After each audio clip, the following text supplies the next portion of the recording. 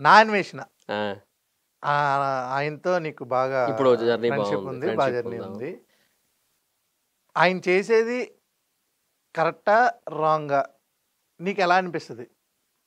అంటే ఏ యాస్పెక్ట్‌లో? అంటే ఇప్పుడు వీడియోస్ చేస్తూ వీడియోస్ ఆపి ఇక్కడున్న బెట్టింగ్ యాప్స్ మీద చేయడం, లేకపోతే ఒకళ్ళ మీద ఫైటు.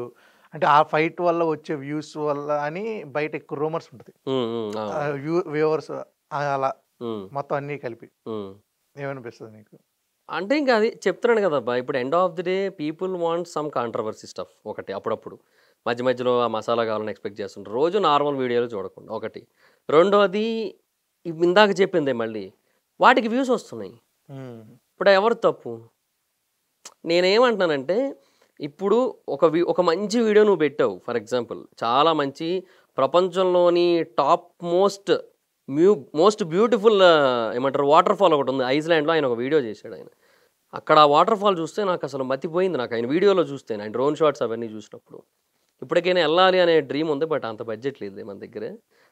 యూరోప్, ఐస్‌లాండ్ ఏయటం మన వల్ల కాదులే గానీ. బట్ ఏమో ఇన్ కేస్ ఏమన్నా అంతా బాగుండి మన దర్ఫీ బిజినెస్ ఒకటి పెట్టానా, అది ఒకటి బాగా క్లిక్ అయితే తర్వాత ఫ్రాంచైజ్ మోడల్ కూడా బిగిన్ చేస్తాం ఒక 3 మంత్స్‌లో. అదేమన్నా బాగా క్లిక్ అయితే అప్పుడు ఏమైనా ఎళ్తానేమో తర్వాత. బట్ అది చూసినప్పుడు నాకు వావ్ అనిపించింది. దానికి వ్యూస్ చూస్తే 3.5 లాఖో, 4 లాఖో వ్యూస్ ఉన్నాయి. ఒక కాంట్రోవర్సీ వీడియోకి ఒక పర్టిక్యులర్ పర్సన్ మీద వీడియో చేస్తే 3,000,000 వ్యూస్ ఉన్నాయి. ఇప్పుడు ఎక్కడ మిస్టేక్ జరిగిందంటావు? అంటే ఆఫ్‌కోర్స్ అనొచ్చు. అది కూడా బానే చూసారు. నేను కాదనట్లా. బట్ దీని మీద ఎక్కువ ఇంట్రెస్టెడ్‌గా ఉన్నారు.